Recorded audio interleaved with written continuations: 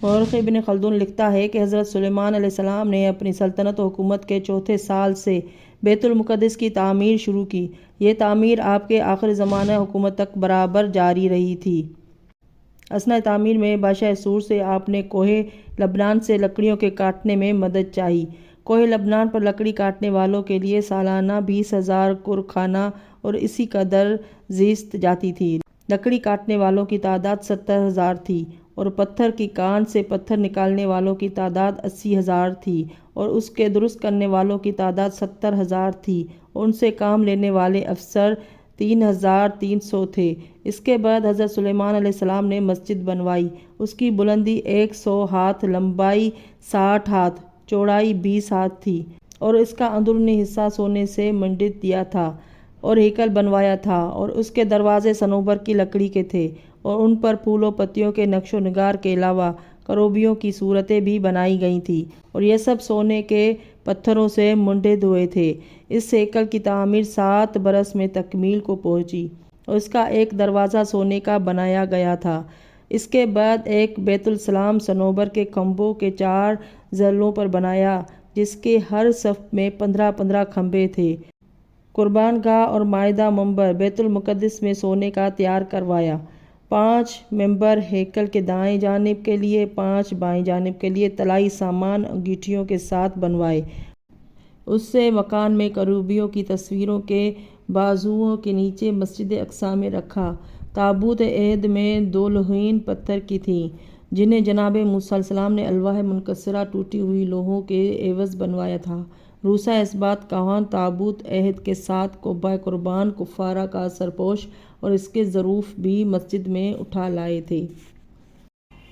ایک عظیم جشن ترتیب دیا جس میں علماء زعماء بنی اسرائیل کے جمع کر کے کہا کہ یہ جگہ صرف عبادت کے لیے بنائی گئی ہے، اسے کبھی نہ بھولنا کہ اس میں علماء فضلاء کا تسلط رہنا چاہیے۔ بروایت یعقوبی یہ جشن 14 یوم جاری رہا۔ القصص الجزائری میں ہے کہ حضرت سلیمان علیہ السلام نے تعمیر بیت المقدس کی تکمیل کے بعد فوراً عید منائی۔ بروایت روضۃ الصفا اس میں اس قدر جواہرات لگے تھے کہ رات کے وقت ایسا معلوم ہوتا تھا جیسے دن ہو۔ قرآن مجید میں ہے ترجمہ: اے رسول صلی اللہ علیہ وآلہ وسلم، تم نے اس بندے کے حال پر بھی نظر کی جو ایک گاؤں پر سے ہو کر گزرا اور وہ ایسا اجڑا ہوا تھا کہ وہ اپنی چھتوں پر ڈھہ کے گر پڑا تھا۔ یہ دیکھ کر وہ بندہ کہنے لگا، اللہ اب گاؤں کو ایسی ویرانی کے بعد کیوں کر آباد کرے گا؟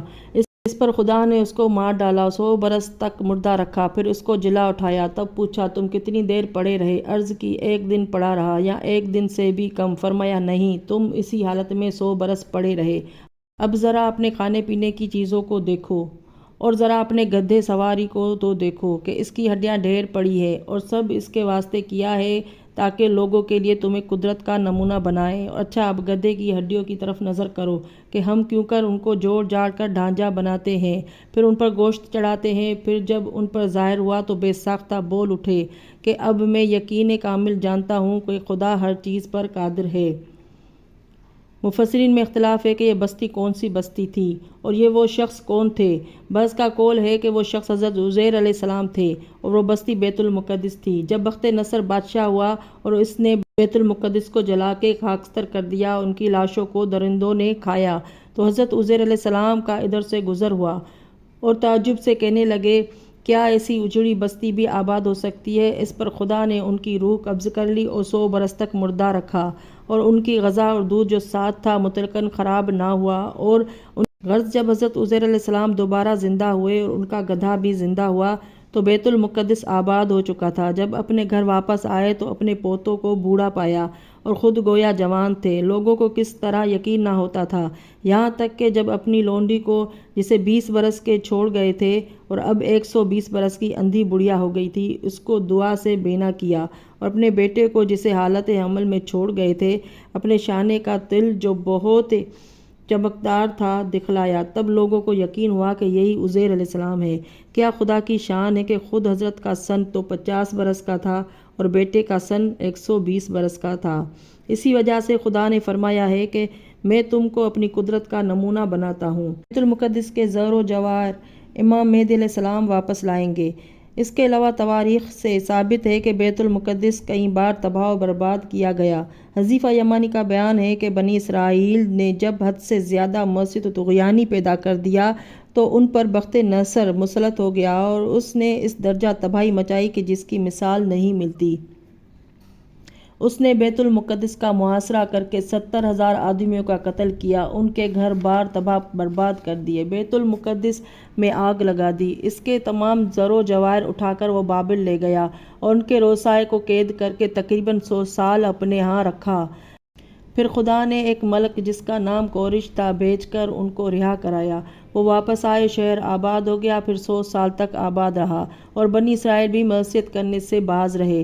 لیکن 100 سال کے بعد پھر نمرود سرکشی پر اتر آئے اور بے دری گناہ کا ارتکاب کیا۔ جب وہ حد سے بڑھ گئے تو ان پر شاہ روم نے تسلط حاصل کر لیا اور جو کچھ اس میں باقی رہ گیا تھا وہ سب لے گیا، ان کو اچھی طرح تباہ و برباد کیا۔ حذیفہ کا بیان ہے کہ حضرت رسول خدا صلی اللہ علیہ وآلہ وسلم ارشاد فرماتے ہیں کہ بیت المقدس جو حضرت سلیمان علیہ السلام کا بنوایا ہوا تھا، جسے مختلف ادوار میں لوگ لوٹ کر لے گئے تھے، جب امام مہدی آخر زمان دنیا کے آخری ایام میں برآمد ہوں گے تو بیت المقدس کے زیم و زر و جواہر وغیرہ کو 1700 کشتی میں بھر کر پھر اپنی اصلی حالت اور مقام پر واپس لائیں گے۔